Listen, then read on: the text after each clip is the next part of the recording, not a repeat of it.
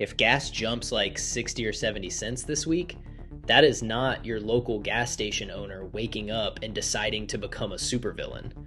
That is what happens when we stumble into what might be another forever war in the Middle East and act surprised that oil prices react. Trump keeps talking about how he doesn't start wars, and now oil traders are setting their prices like they're planning for regime change season 16. The guy behind the counter didn't do that. He's busy slinging overpriced hot dogs with mayo from 2007.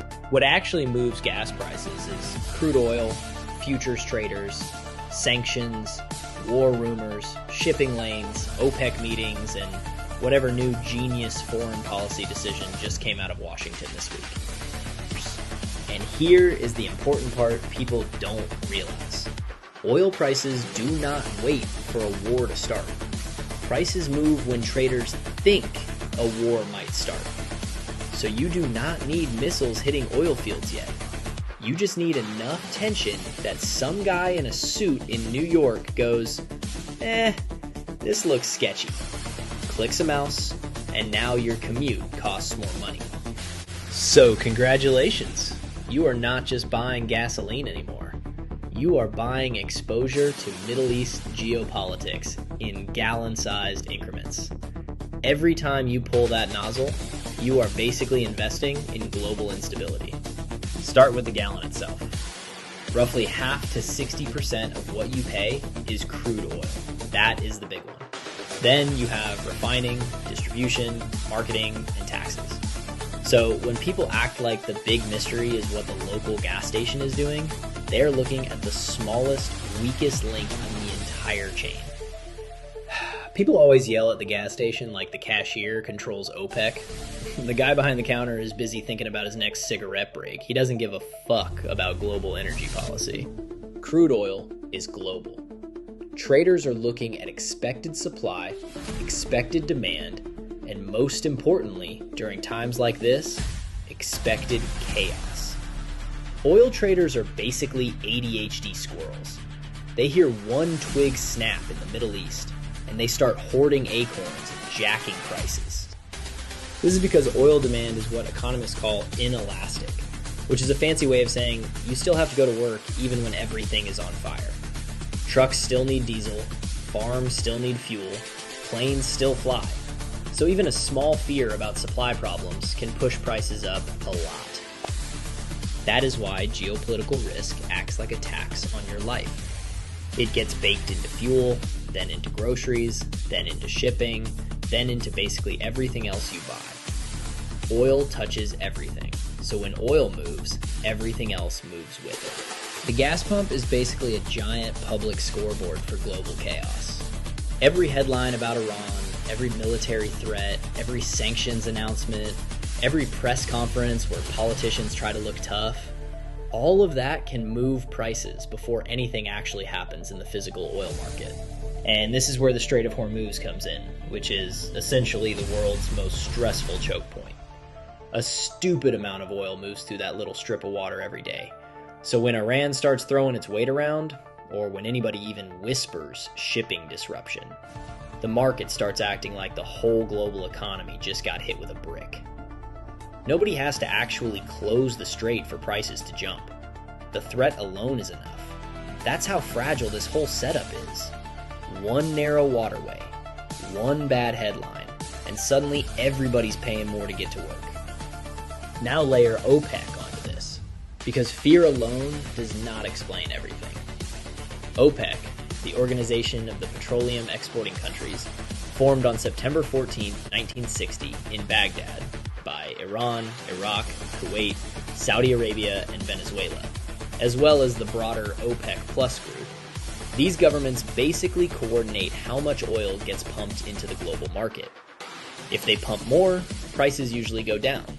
If they pump less, prices usually go up.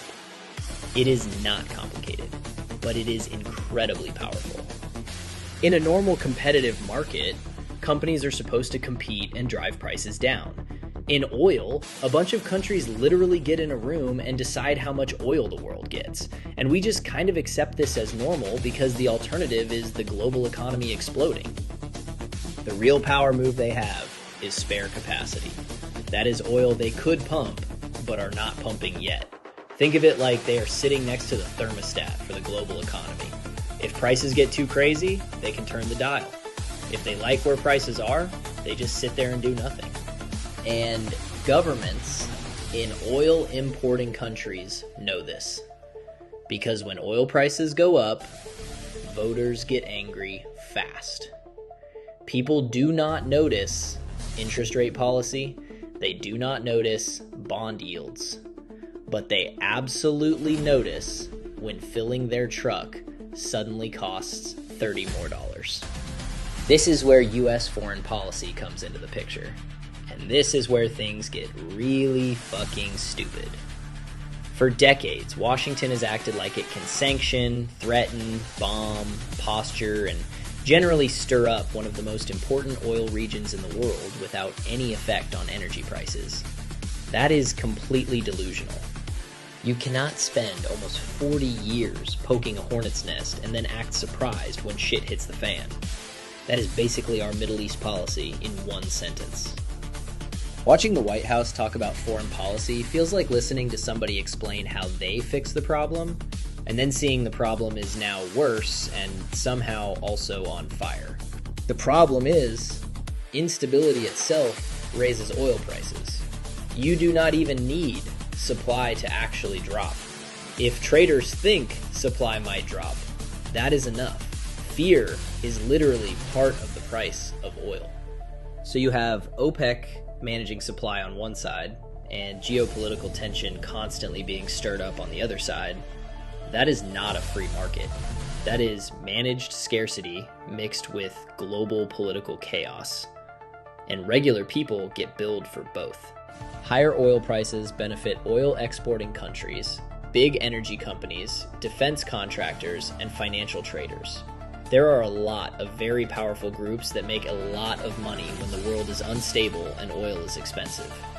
The only group that does not benefit is the person driving 40 minutes to work, buying groceries, paying for deliveries, and trying to keep a monthly budget from exploding every time something happens overseas. That is why I get annoyed when people talk about gas prices like it is just economics, like it is the weather, like, yes, partly cloudy with a chance of $5 gas. Bullshit. This is policy, geopolitics, cartels, sanctions, wars, and traders gambling on all of it. The price at the pump is basically the receipt for the entire global oil system, and we are the ones paying it whether we like it or not. So the next time gas jumps overnight, do not scream at the guy behind the counter. He did not invade anybody, he did not sanction anybody, he did not threaten shipping lanes. He is just giving you a place to take a piss, and trying to sell you a coffee and some road meat. The real decisions that move that price sign are made in boardrooms, palaces, trading floors, and government buildings by people who have not looked at the price of regular unleaded in about 20 years. And until that changes, every time that there is a crisis in the Middle East, your wallet's ass is going to get kicked.